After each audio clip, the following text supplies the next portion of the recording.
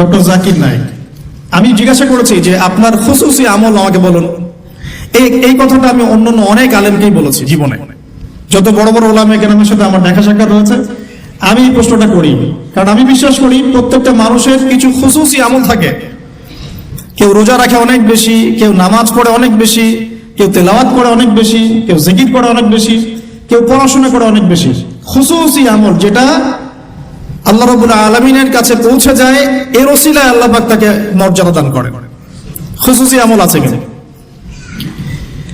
আমাদের নবী সাল্লাল্লাহু আলাইহি ওয়াসাল্লামের খুসুসি আমল বলুন দেখি।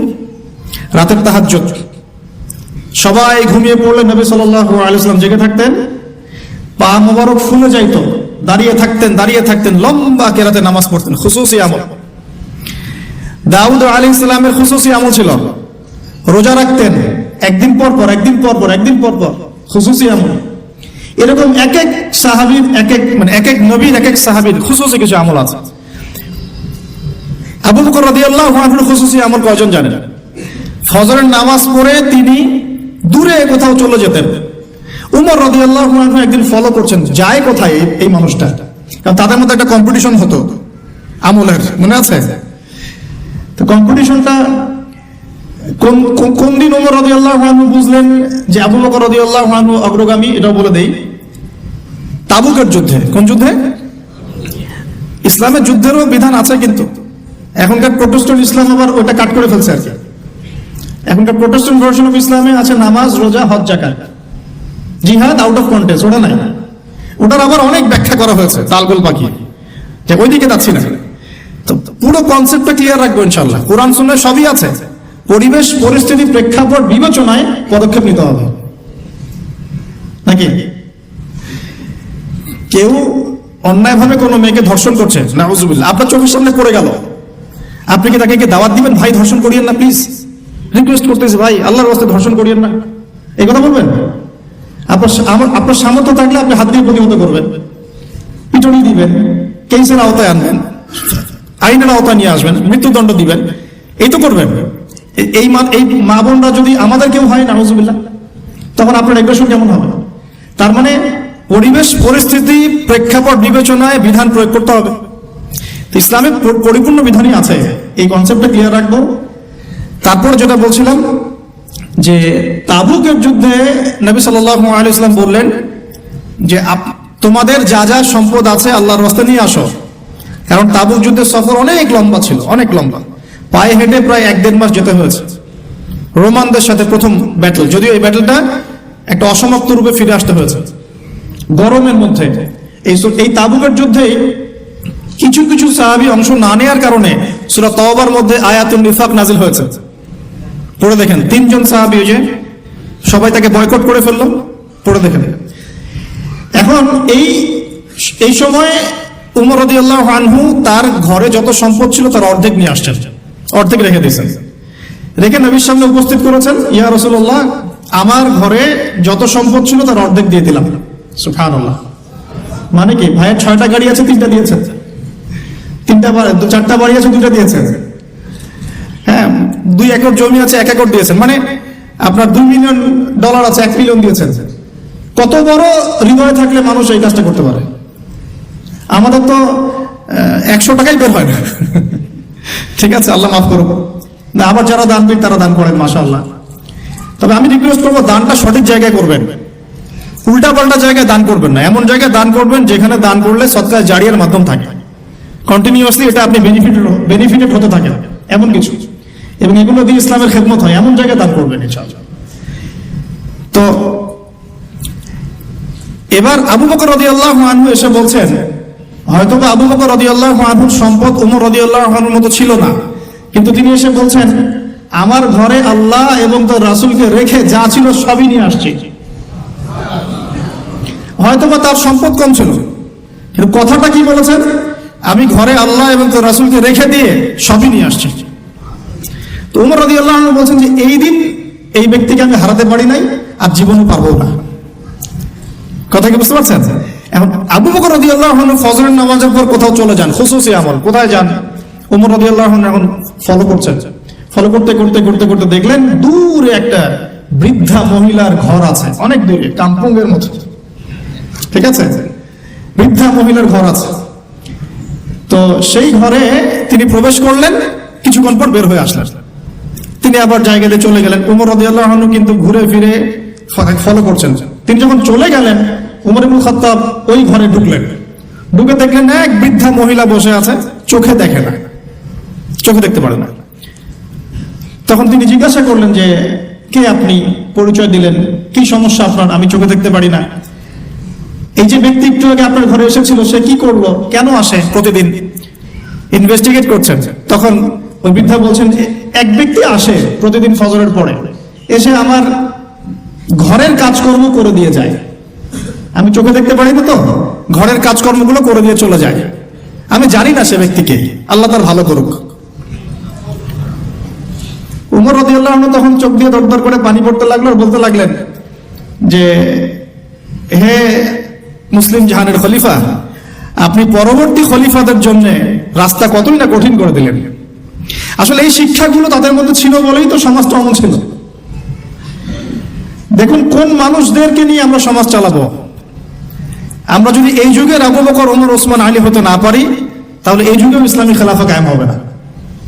আগে মানুষ লাগবে তো ওইরকম। আমরা সবসময় দেখা যায় উপরের লেভেলে গালিগালাজ করতে বেশি পছন্দ করি। তো বিশ্বাস করেন আমাদের প্রেক্ষাপটে জনসাধারণের যে অবস্থা, জনগণের ঈমান, আমল, ইনসাফ, ইখলাস এগুলোর যে অবস্থা, তাতে এর চেয়ে বেটার কিছু আশা করা যায় না। যখন আমরা ঠিক হয়ে যাবো ইনশাআল্লাহ, আল্লাহ পাক অবশ্যই যোগ্য নেতৃত্ব দিবেন ইনশাআল্লাহ, ইনশাআল্লাহ। তো খুশুসি আমলটা একটু বোঝালাম, এটা কিন্তু আপনারও থাকতে পারে, আমি জানি না, আমার একটা আছে আপনি জানেন না, ঠিক আছে।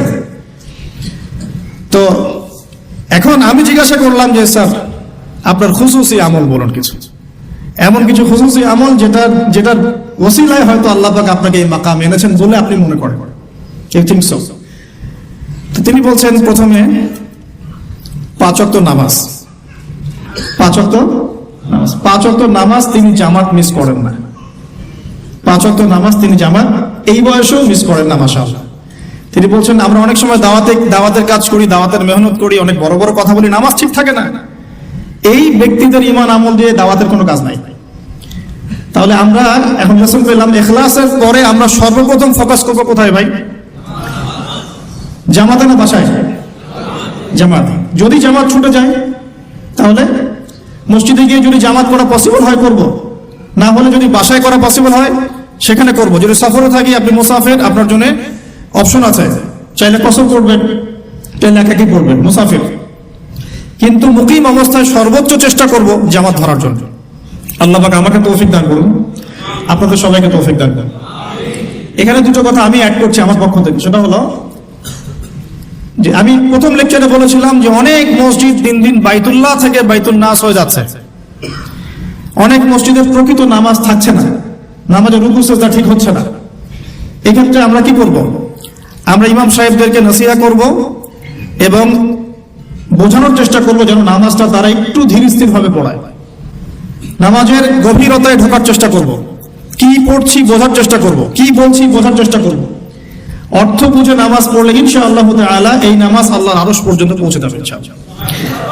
আর যদি আমরা নামাজের ব্যাপারে গাফেল থাকি এবং নামাজে ফাঁকিবাজি করি, নামাজের আধ্যাত্মিকত্ব, মারিফত নষ্ট হয়ে যায়, তাহলে কিন্তু সমস্যা। আমরা যেটা করি, নামাজের ইখতিলাফি কিছু মাসআলা নিয়ে বেশি ঝগড়া করি।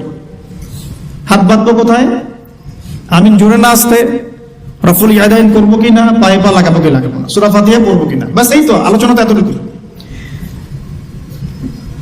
ইখতিলাফি মাসআলাগুলোকে নিয়ে আমরা কথা বলতে বলতে নামাজের মূল জায়গা থেকে সরে আসছি। মূল জায়গাটা আমি একটু বোঝাচ্ছি আপনাকে।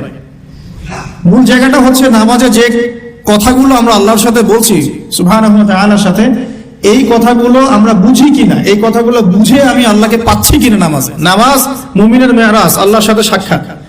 কখনো কি নামাজ পড়ার পরে এই ফিলিংসটা আসছে কিনা যে আমি আল্লাহর সাথে কথা বললাম? সুবহানাল্লাহ। এখানে পরিশুদ্ধভাবে নামাজ পড়ার জন্য অবশ্যই নামাজের অর্থ বুঝতে হবে, ধীর স্থিরতা বজায় রাখতে হবে এবং তার তিলের সাথে সময় দিয়ে দিয়ে কাজ করতে হবে। তাড়াহুড়ার কোনো প্রয়োজন নাই। ইনশাআল্লাহ দেখবেন আল্লাহর পক্ষ থেকে আল্লাহর নূর আসবে ইনশাআল্লাহ। এই নামাজেই দোয়া কবুল হবে ইনশাআল্লাহ। আল্লাহ পাক আমাদেরকে পরিপূর্ণ নামাজি হওয়ার তৌফিক দান করুন, আমিন। এরপরে তিনি বলেছেন যেটা সেটা হলো তাহাজ্জুদের সালাতের কথা। কিসের কথা? সালাতকে উনি অনেক বেশি গুরুত্ব দেন এবং আমাদেরকে নসিহত করেছেন আমরা যেন তাহাজ্জুদের নামাজকে গুরুত্ব দেই। এই সময় আল্লাহ রাব্বুল আলামিন প্রথম আসমানে নেমে আসেন এবং বান্দাকে আহ্বান করতে থাকেন, কে আছো আমার কাছে কিছু চাইবে, আমি তোমাকে তাই দিব। কে আছো আমাকে ডাকবে, আমি তোমার ডাকে সাড়া দিব। কে আছো আমার কাছে ইস্তেগফার করবে, আমি তোমাকে ক্ষমা করে দিব। এভাবে আল্লাহ রাব্বুল আলামিন ফজর পর্যন্ত বলতে থাকেন। অথচ আমরা এখন ঘুমাই রাত 2টায় 3টায়। আল্লাহ আমাকে মাফ করুন, আপনাদেরকে মাফ করুন। এবং রাসূল সাল্লাল্লাহু আলাইহি ওয়াসাল্লামের মতো রাত্রি যাপন করার তৌফিক দান করুন। তো এটার নবী সাল্লাল্লাহু আলাইহি ওয়াসাল্লাম 2 করে পড়তেন, 2 রাকাত, তারপর 2 রাকাত, তারপর 2 রাকাত, তারপর 2 রাকাত, শেষে বেতর, মোট 11 রাকাত। আমরা চেষ্টা করব যদি ছোট সূরা জানি সূরাগুলোকে বারবার রিপিট করার। যদি বড় সূরা কেরাতে পড়তে পারি মাশাআল্লাহ আরো ভালো। রুকুটাকে লম্বা করার, সিজদাকে লম্বা করার এবং সিজদায় গিয়ে বেশি বেশি দোয়া করার। যেহেতু তাহাজ্জুদ একটা নফল সালাহ, আপনি যদি আরবি দিয়ে দোয়া করতে নাও জানেন, তাহাজ্জুদে আপনি বাংলাতেও দোয়া করতে পারবেন ইনশাআল্লাহ। ইনশাআল্লাহ কোনো সমস্যা নেই। কিন্তু অ্যাটলিস্ট আপনি দোয়া করার চর্চা শুরু করুন। আল্লাহর কাছে সিজদায় পড়ে কান্নাকাটি করার অভ্যাস তৈরি করি। আল্লাহ তৌফিক দান করুন। এবং এই সময় বেশি বেশি দোয়া করতে হবে। আমি এই কথাটা শুধু তার কাছেই প্রথম শুনিনি, এর আগে আরো অনেক বড় বড় আলেমরা এই কথাটাই বলেছেন যে তাহাজ্জুদ গোজার হতে হবে। আল্লাহ পাক আমাকে তাহাজ্জুদ গোজার হওয়ার তৌফিক এনায়েত করুন, আপনাদের সবাইকে তৌফিক দান করুন। পয়েন্টস একটু বেশি, এই জন্য আমি শর্ট করছি, কারণ একটা পয়েন্টস নিয়ে অনেক লম্বা কথা বলা যায়, অনেকগুলো পয়েন্টস আছে।